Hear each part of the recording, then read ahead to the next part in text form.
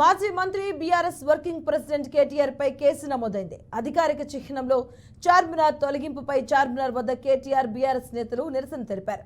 ఇక ఈ క్రమంలో కేటీఆర్ తో పాటు పొన్నాల లక్ష్మయ్య, పద్మారావు గౌడ్, మాగంటి గోపీనాథ్ సహా పలువురు నేతలపై సెక్షన్ 188 కింద పోలీసులు కేసు నమోదు చేశారు.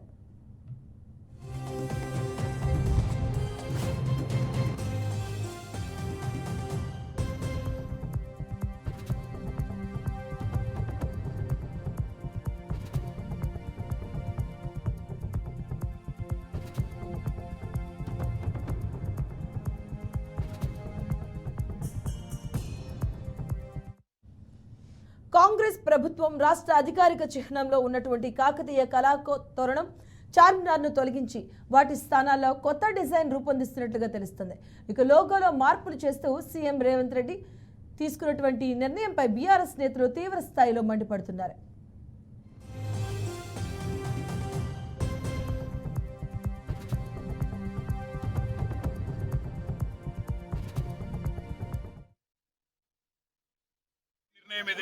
ప్రభుత్వాన్ని దీన్ని మేము తీవ్రంగా నిరసిస్తున్నాం, తీవ్రంగా ఖండిస్తున్నాం. చార్మినార్ ను తొలగించడం అంటే ప్రతి హైదరాబాద్ ని అవమానించడమే.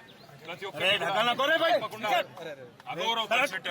రాష్ట్ర ప్రభుత్వానికి మేము చేసే డిమాండ్ ఒకటే, మిమ్మల్ని ఎన్నుకున్నది ప్రజల బతుకులు మార్చమని, ప్రజలకు మేలు చేయమని, పథకాలు అమలు చేయమని, ఇచ్చిన వాగ్దానాలు నిలబెట్టుకోమని. అంతేగాని వాళ్ళ చార్మినార్ ని తొలగిస్తా, కాకతీయ కళాతోరణాన్ని తొలగిస్తా అంటూ మూర్ఖపు నిర్ణయాలు ఏదైతే ముఖ్యమంత్రి రేవంత్ రెడ్డి చేస్తా ఉన్నాడు, వారికి మేము తెలంగాణ ప్రజల పక్షాన చేసే డిమాండ్, ఇలాంటి మూర్ఖపు నిర్ణయాలు విరమించుకోండి. ప్రజలతో అనవసరంగా ప్రజల ఆత్మగౌరవాన్ని దెబ్బతీసే విధంగా, తెలంగాణ ఉద్యమకారుల ఆత్మగౌరవాన్ని దెబ్బతీసే విధంగా వ్యవహారం చేయకండి. హైదరాబాద్ జో హై తెలంగాణకి షాన్ నిర్ణయం ఏదైతే ఉందో ఈ ప్రభుత్వాన్ని, దీన్ని